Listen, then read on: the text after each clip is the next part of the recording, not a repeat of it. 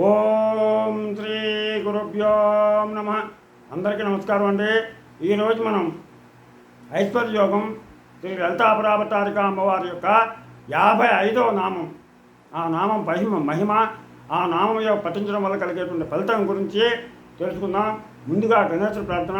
శుక్లాంబరధరం విష్ణు శశివర్ణం చతుర్భుజం ప్రసన్నవదనం ధ్యాయే సర్వవిఘ్నోపశాంతయే.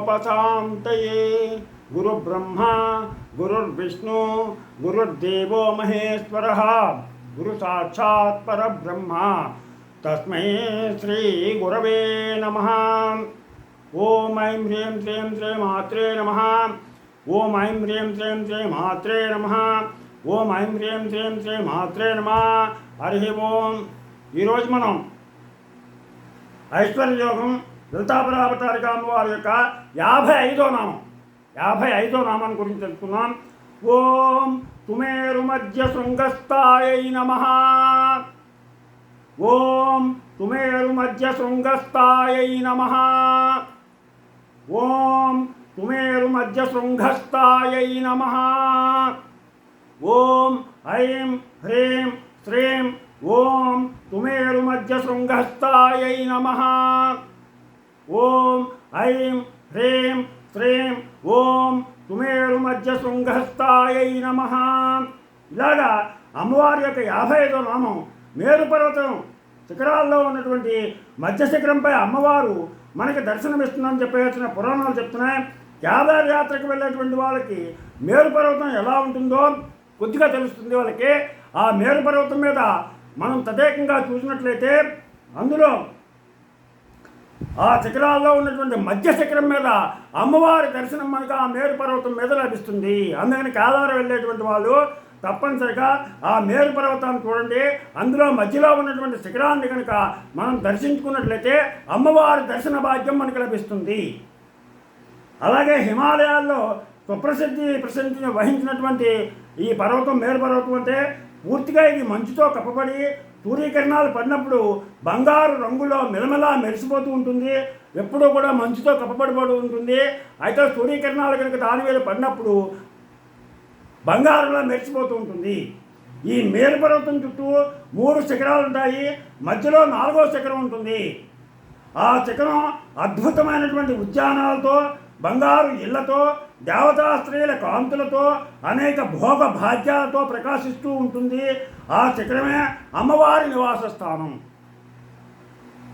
అదే అమ్మవారి యొక్క నివాస స్థానం. ఇది 400 యోజనాలు ఎత్తు ఉంటుంది అని చెప్పేసి దూర్వాసులు వారు పేర్కొన్నారు. దీన్నే దేవి భాగవతంలో మణిద్వీపం అంటారు. దీన్నే మనం దేవి పురాణంలో దేవి భాగవతంలో మణిద్వీపం ఆ వర్ణన చేస్తారు.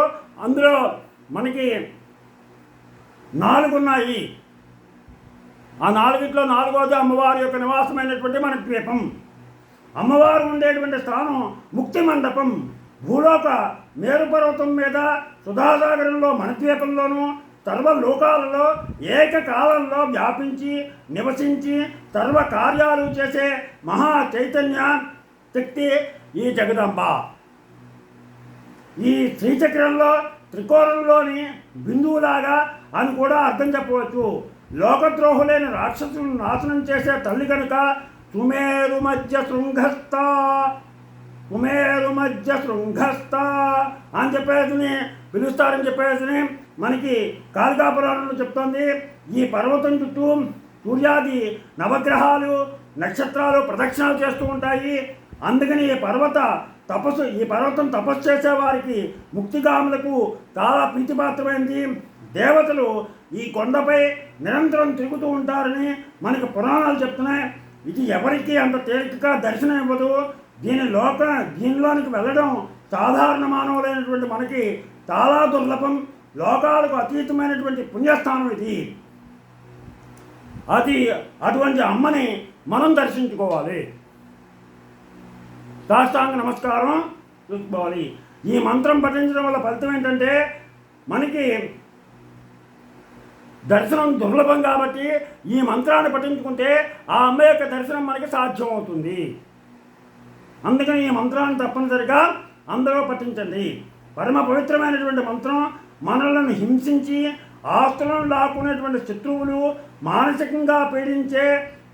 మానసికంగాను పీడించే ద్రోహం ఎక్కువగా ఉన్నప్పుడు ఈ మంత్రాన్ని ఒక ఆసనం మీద కూర్చుని 3000 సార్లు జపిస్తే కనుక శత్రుపీడ పోతుంది. నిలకడలేని మనస్సుతో బాధపడేటువంటి వాళ్ళు 40 రోజులు ఈ మంత్రాన్ని 108 సార్లు ఏకాగ్రతతో కనుక పఠించినట్లయితే వాళ్ళకి ఏకాగ్రత కలుగుతుంది. సకల కార్యసిద్ధికి కూడా ఈ మంత్రాన్ని రోజు కూడా యథాశక్తి జపిస్తే సకల కార్యాలు నెరవేరుతాయి. ఈ మంత్రాన్ని కనుక పఠించడం వల్ల మనకి ప్రతి కార్యం కూడా నెరవేరుతుంది. అందుకని తప్పనిసరిగా ప్రతి ఒక్కళ్ళు కూడా అవకాశం ఉన్నంత మేర వీలైనంత సార్లు ఈ మంత్రాన్ని ప్రతి నిత్యం పఠించండి. ఓం కుమేరు మధ్య శృంగస్థాయై నమః. ఓం కుమేరు మధ్య శృంగస్థాయై నమః. ఇలాగా ప్రతినిత్యం పఠించి ఆ అమ్మవారిని ప్రార్థన చేసుకుని మీ కోరికలను నెరవేర్చుకుంటారని ఆశిస్తూ, మీకు